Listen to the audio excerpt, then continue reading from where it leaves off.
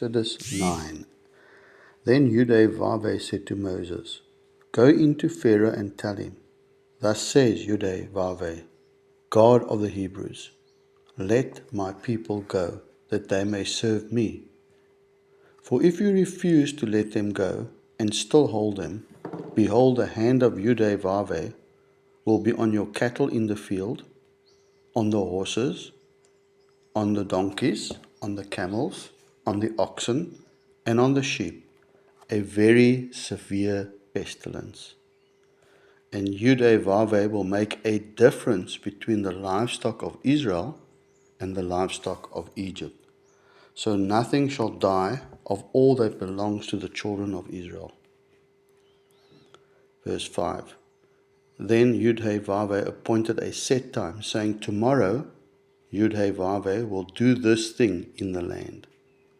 So Yudhe-Vavhe did this thing on the next day, and all the livestock of Egypt died. But of the livestock of the children of Israel, not one died. Then Pharaoh sent, and indeed not even one of the livestock of the Israelites was dead. But the heart of Pharaoh became hard, and he did not let the people go.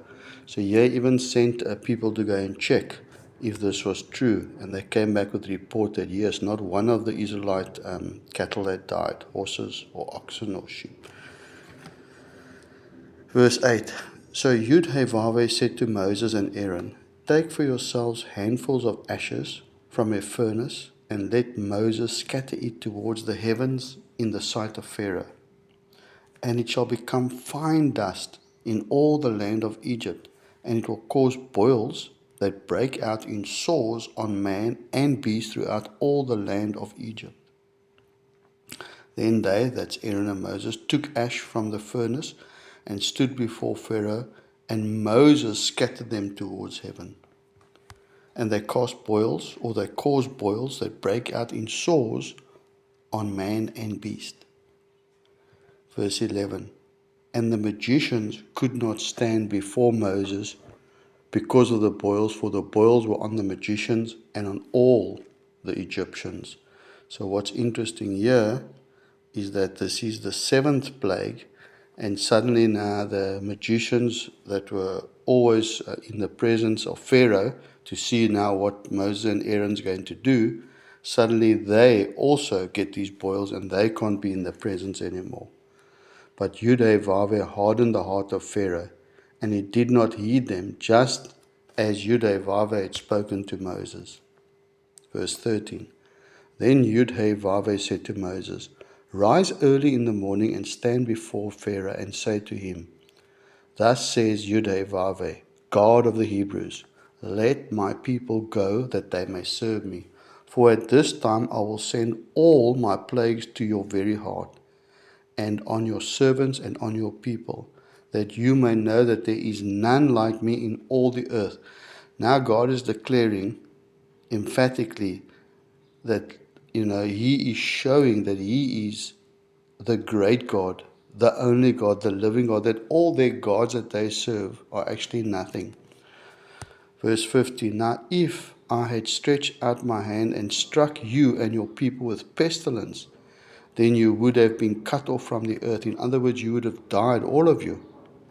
But indeed for this purpose, so now he declares his purpose in doing all these plagues and great signs. But indeed for this purpose I have raised you up, that I may show my power in you, and that my name may be declared in all the earth.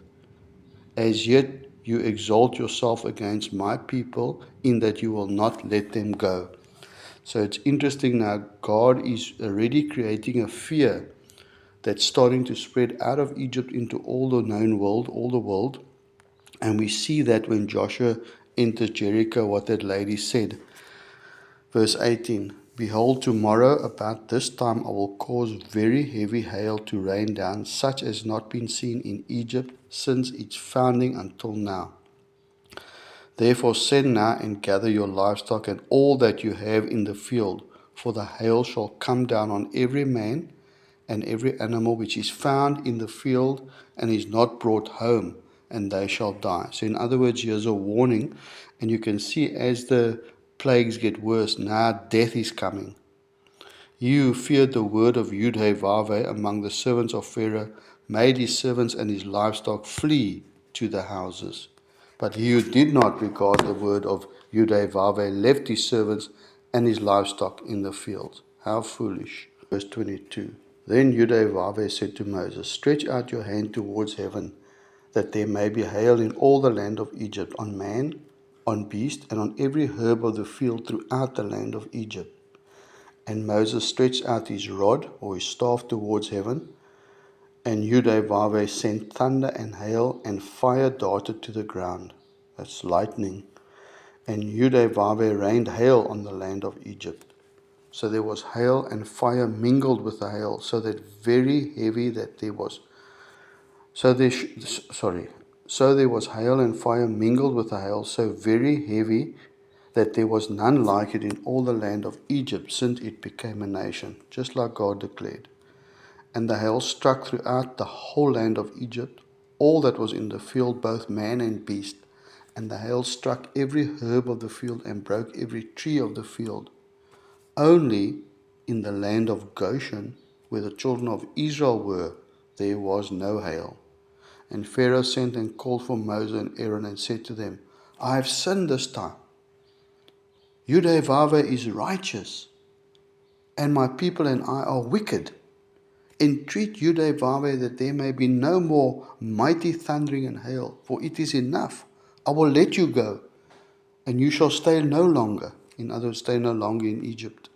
So Moses said to him, as soon as I have gone out of the city, I will spread out my hand to Yud-Heh-Vav-Heh. The thunder will cease, and there will be no more hail, that you may know that the earth is Yud-Heh-Vav-Heh's. But as for you and your servants, I know that you will not yet fear the Yud-Heh-Vav-Heh, our God, in other words.